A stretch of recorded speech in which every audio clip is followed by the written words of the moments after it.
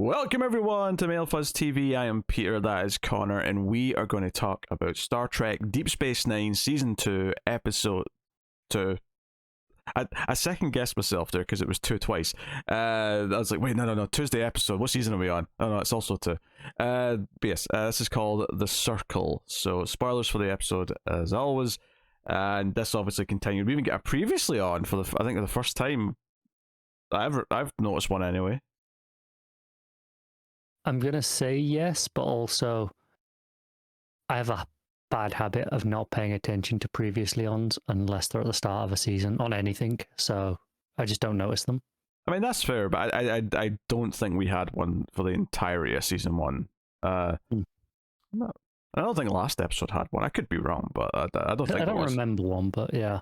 Yeah, so obviously we ended with Kira being told she's coming off the station. What was his name? Lee Nalas is replacing her. We had Frank Langella show up. All this stuff was going on, and obviously the other thing that was brewing was the Circle, this extremist group within Bajor who seemed to want to overthrow the current provisional government, and they were leaving their symbol around and are potentially quite dangerous. This episode kind of continues all these things on to the next steps, and to pretty good results, I would say. Yeah, I think it's another pretty great episode overall. Yeah, I think one of the things early on, because we were talking last episode about how a lot of the character relationships and interactions were just feeling like they were all clicking a bit more, like, I don't know, everyone was a bit more comfortable. There's a scene early on in this episode where Kira's basically packing to leave, and one by one, like 5 or 6 people show up to, I mean, it all varies. It ranges from there to say goodbye, there to talk her out of leaving, there to convince her to do something to not leave. You know, like it was all variations on a theme. Bashir being clueless, most of it. Yes, and Quark showing up for an intimate drink because he thinks Kira's got the hots for him after the last episode, which I actually did quite enjoy. This scene, funnier, intentionally funnier than anything in season 1. It was funny, yeah. I think this did a lot to like sort of just, yeah, okay, Kira's got a history with all these characters. You know, last episode she was working with O'Brien. She's worked with him on the comms a lot. Maybe we didn't see all of this develop as much as it feels like it is here. Right. We spent a season with these characters, and it feels like a pretty sudden jump to them being at this point. But also, I'm okay with it because this is better. It is and it isn't. It's kind of like, yeah, did we individually see her develop something with all these characters? Probably not, but it has been a full season, so you can just kind of accept that enough things happen between the episodes with some of them that this doesn't feel completely fabricated. This feels like, oh, this makes sense after a year. Like, you know, this tracks well enough.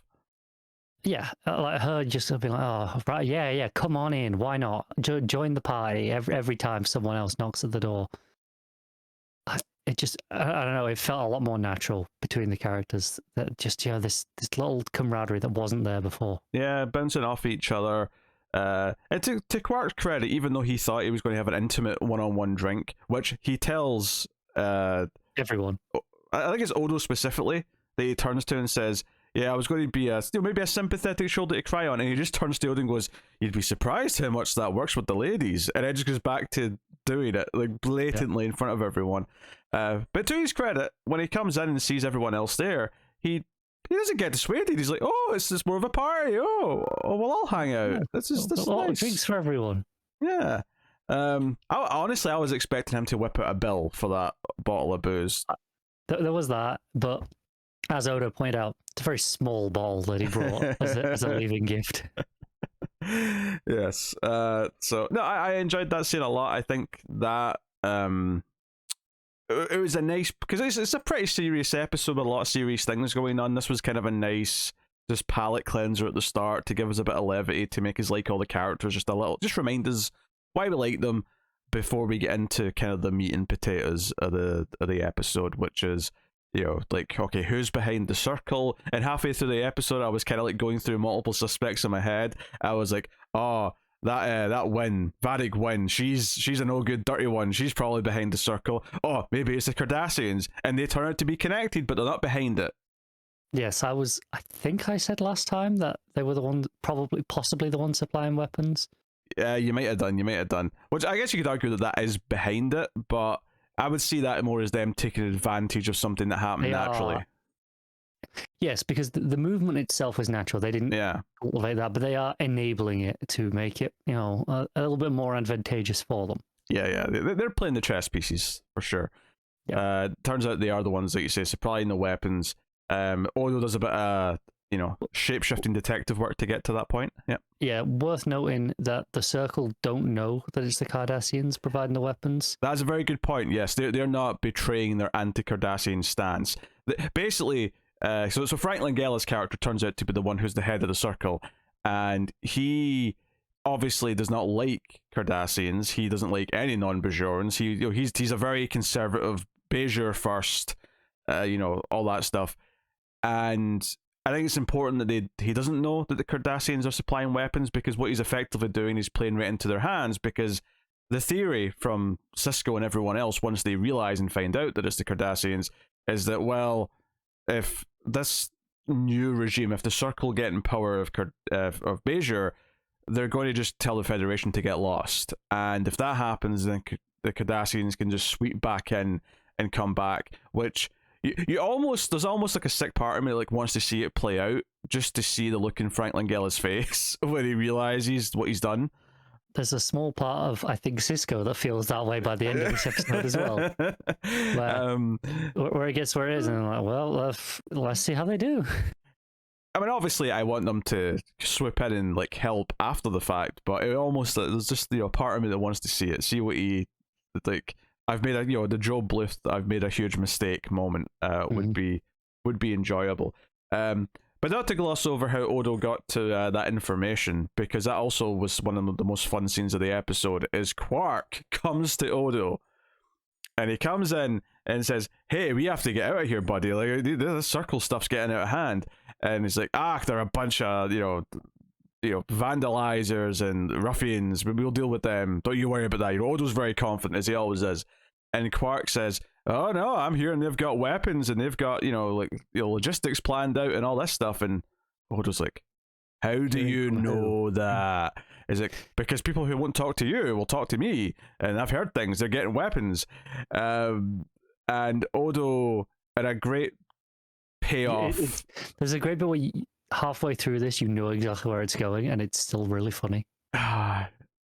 He makes Quark a deputy, and the moment he says that, I just get a big grin on my face, because Quark obviously tries to talk himself out of it, and then Odo's like, well, either you go to the jail cell for impeding the investigation, or you become a deputy. And this idea of him enlisting Odo is something that we have to keep coming back to. This has to be a recurring thing that we do, because it's too good. Yeah, it's great. Quark as a deputy, just it's so, and he plays it up for the rest of the episode. Oh yeah, every time he comes in, when he comes to the comms to like to tell everyone, oh, I found out where the Circle base is. It's under these caves, blah blah blah. As they're all leaving, because by this point the Circle have kidnapped Kira, so Sisko's leading the team. We're going to go get Kira. This is the first time I think in this entire show where they've went on a mission and he's brought some red shirts to take some hits, and sure enough, one of them gets hit. But as they're leaving, Quark's like, "We'll discuss my compensation for this at a more convenient time, perhaps." Yeah. Quark's the best. I don't know. Every line that comes out of his mouth either makes me smile or outright laugh. There's no in between. He's basically a perfect character. He's fantastic. Odo's pretty much there as well, to be honest. Very fully formed. I don't expect that with Quark he's going to be the center of too many dramatic stories. Obviously he's had a little bit in season 1, and I'm sure he'll get a little bit again. But typically, because of the type of character he is, it is characters like Kira and Sisko that are going to face like tough moral problems. They're the ones that are going to have that meaty stuff. But for what he is, Quark he's hitting home runs on a regular basis here. It's wonderful. So But that does lead us to talking about the main stuff with Kira. So Vadik Burrell comes up and invites her down to live at I'll call it the monastery. I don't know if that's the exact title they used, It's but basically a monastery, yeah. and he whips out his sphere, his orb, and shows her that. She has a little vision. She had a little vision, and this is something that Cisco had one of these with one of these orbs way back it was like episode 1 even, maybe. Yeah, it was right at the start. But she has this vision, which is kind of a mix of things. It kind of shows her being like a political leader, potentially, if not maybe a military leader, and like people chanting for her. But it also shows that Vadik wins there, kind of whispering in her ear. But then Kira ends up naked, which is kind of like a classic dream thing. But then Vadik Burrell shows up, and then he's also naked after a couple of lines. And it does look kind of sexual. Like at first I was like, oh, this is like her vulnerability. She's naked, and that's what it usually means in a dream. But then he shows up, and then he's like standing behind her naked, and you're like, oh, okay, so there's definitely some. I think she interprets it that way as well. Obviously, we're seeing a very specifically framed version of this. Yeah. But I think the way she reacts around him after this definitely makes it feel like there's some embarrassment coming from her almost. Yeah, and Kira doesn't strike me as a character who's given much time to romance in her life. Like, I'm sure she's had some things, but like, she doesn't feel like a character who gets in touch with her feelings. She's fighting for the cause. Yeah. But interestingly, he does admit that the last time he got a vision from the orb, he saw her. And and honestly, like a lot of this episode, with the way he looks at her, both before and after she has her vision, it does come off a little bit. I don't want to say creepy. I wouldn't say it's quite in the like a outright negative column, but he does feel like he's sort of looking at her in this way. It's very like, oh, am I looking at my future wife kind of thing. It's interesting because I took it in that I couldn't decide if he was leaning that way or if it's he's seen a vision of her as the leader and he's like almost kind of afraid of her at points. Afraid of her? That's interesting, yeah.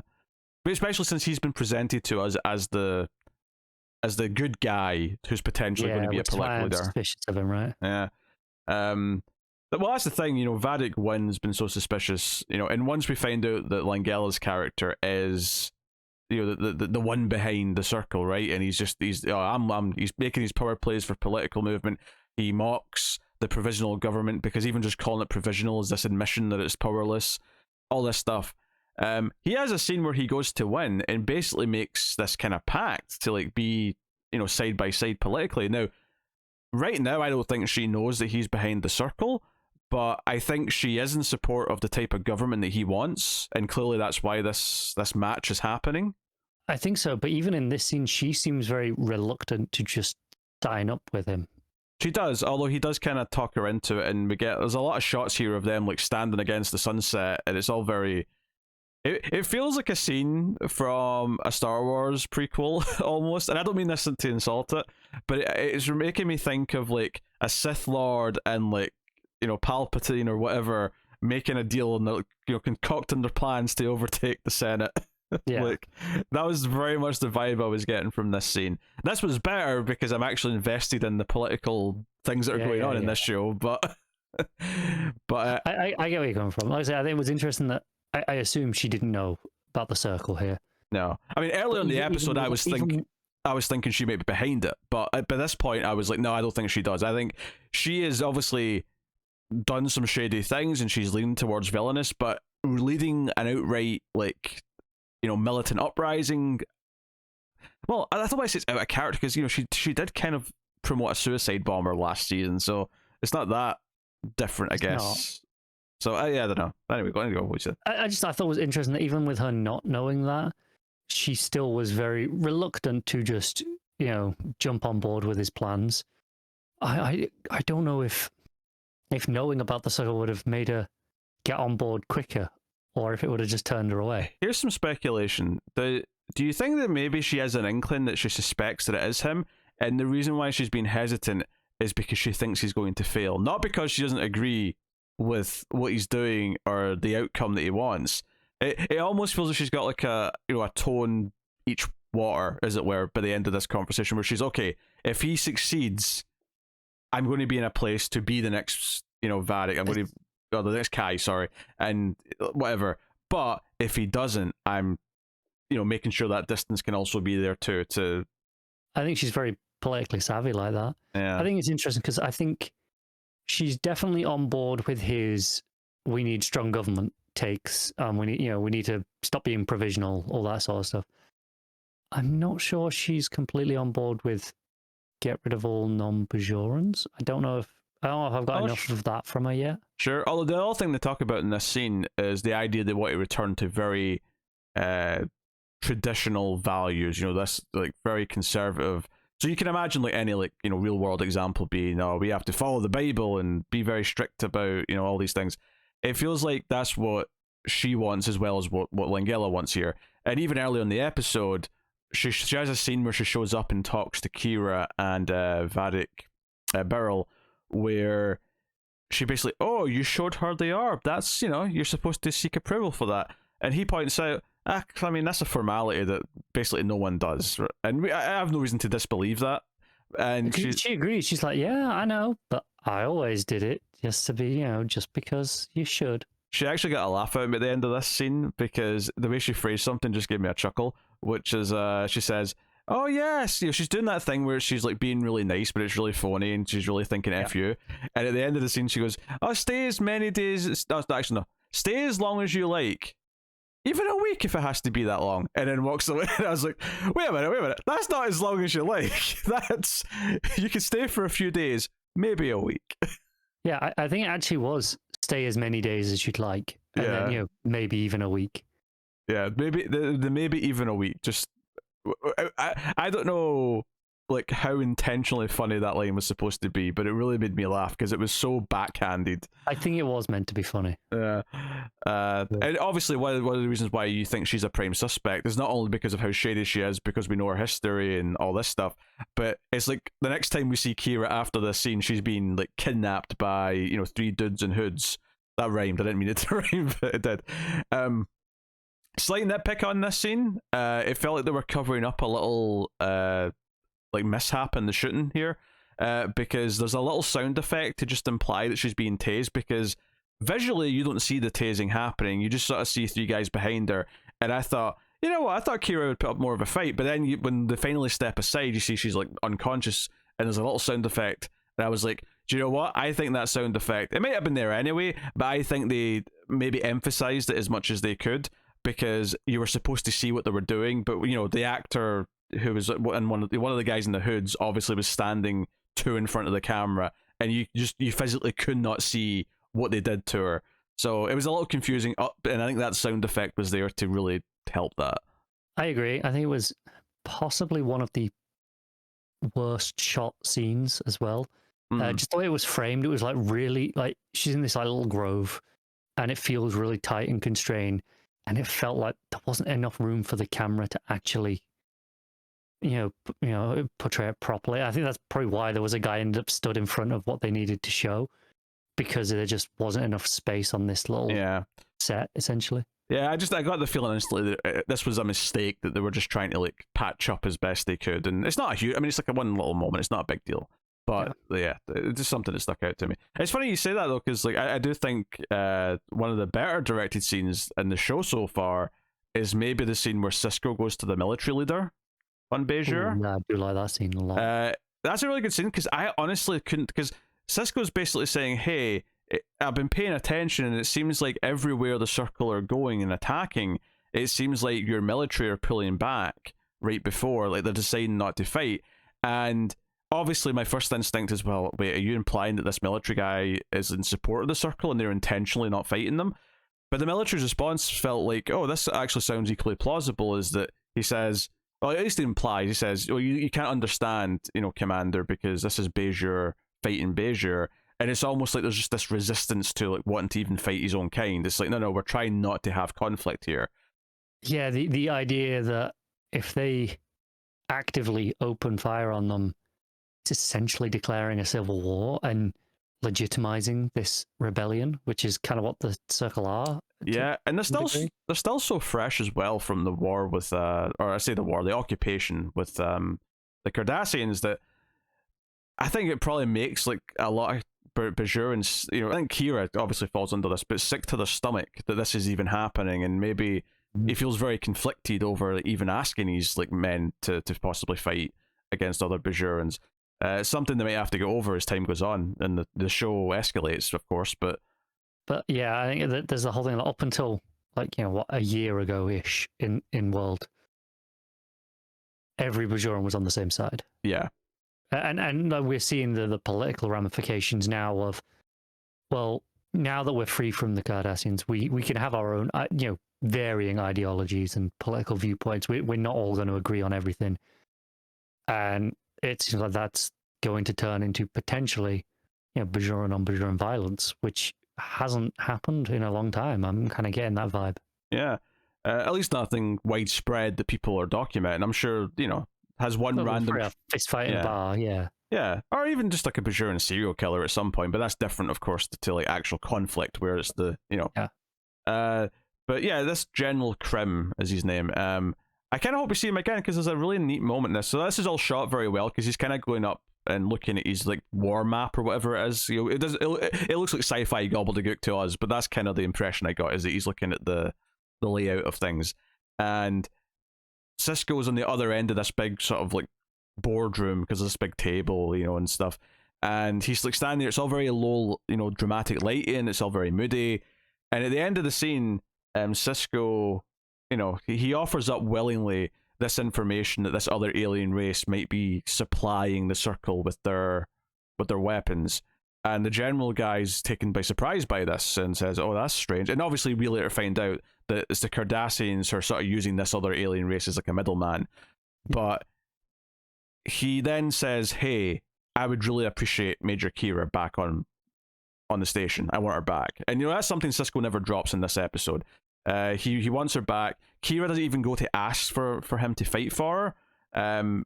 But as soon as he sees her, he's like, "Yeah, this is not permanent. I want you back." And then throughout the episode, that's what he's trying to do throughout. But at the end of this scene, General Krim says, "That's really not my, decision to make. Like, I can't do that." But then he said, "Yeah," but it turns and says, you just told me, you just gave me information about where these weapons were coming from.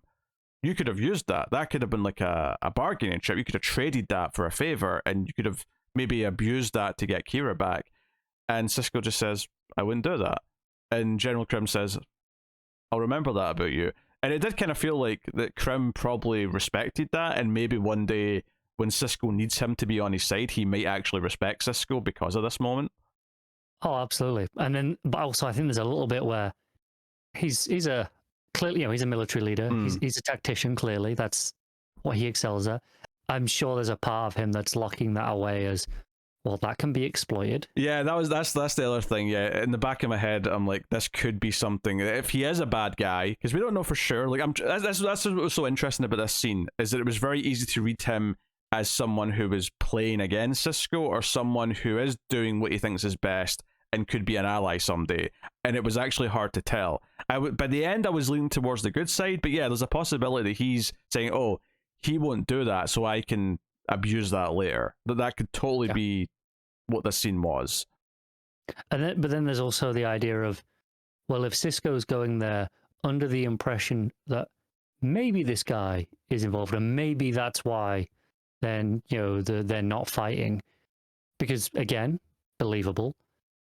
Is Sisko pulling this act as I wouldn't do that, so that in future his guard will be down when and he can do something a little underhanded and it won't be expected. It goes both ways. Yeah, Sisko could use this in the future. And again, Sisko's just underhanded enough. Like he's mostly pretty honourable, but I think he's just willing to do what's necessary. Every so often he will cross some lines.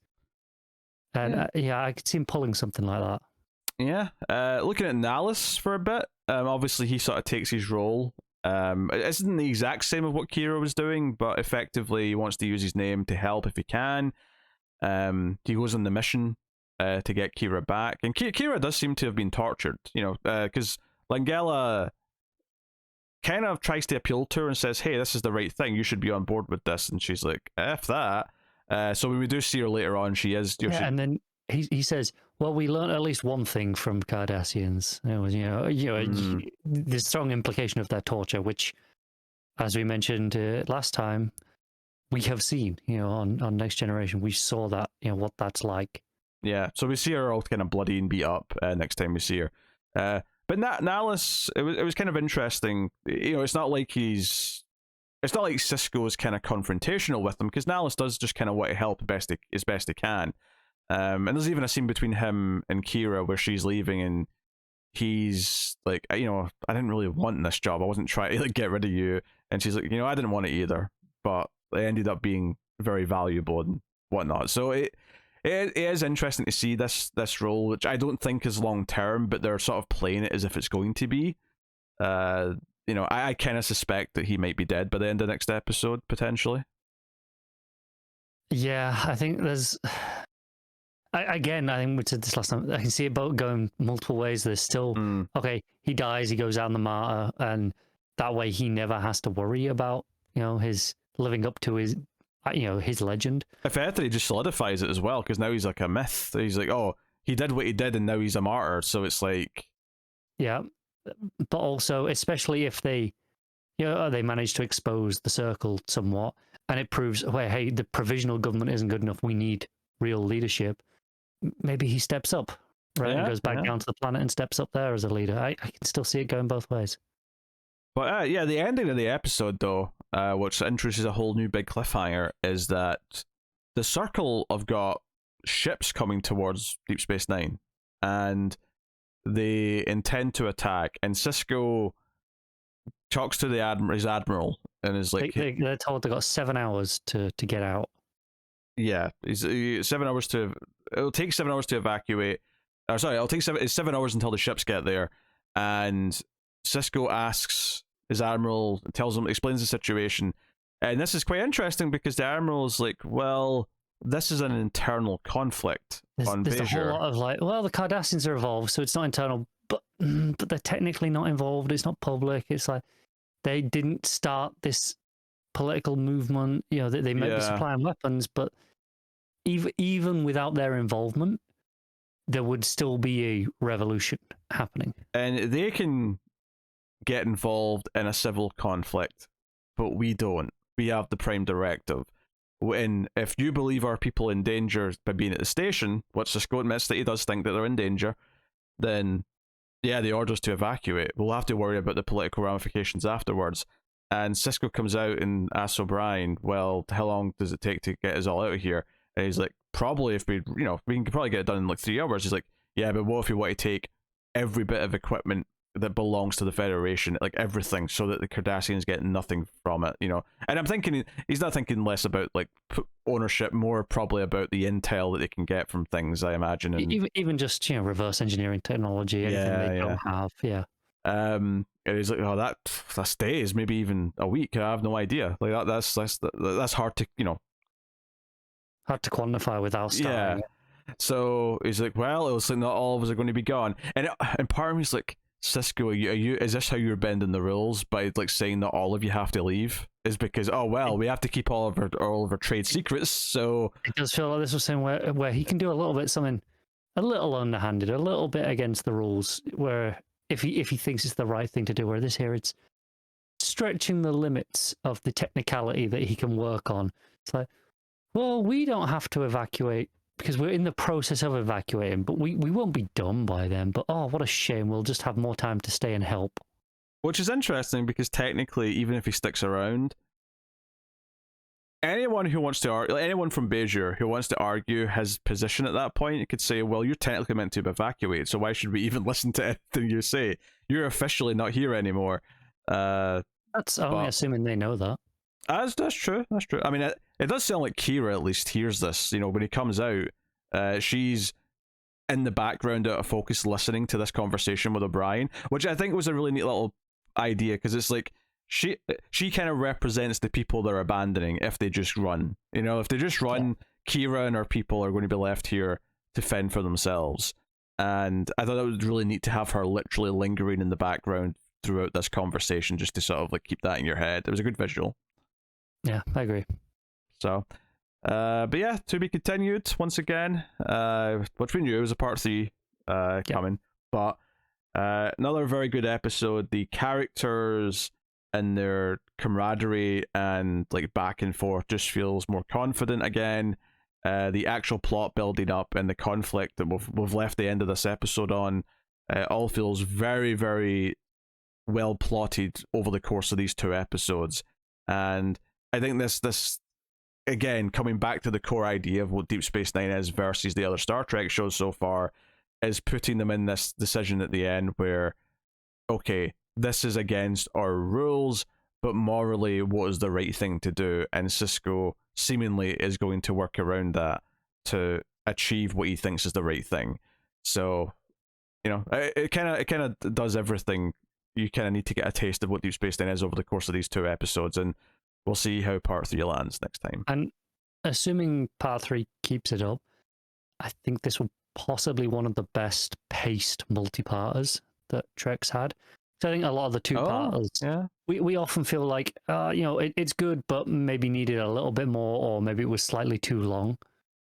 I feel like the most common complaint we've had with 2-parters on the other shows, with the exception of maybe Best of Both Worlds, because that was probably the best one out of all the 2-parters, is that typically, well, at least the ones that are mid-season, I think there's a debate for the ones that are split over that end season, start season, because they're kind of built around this huge cliffhanger for next time.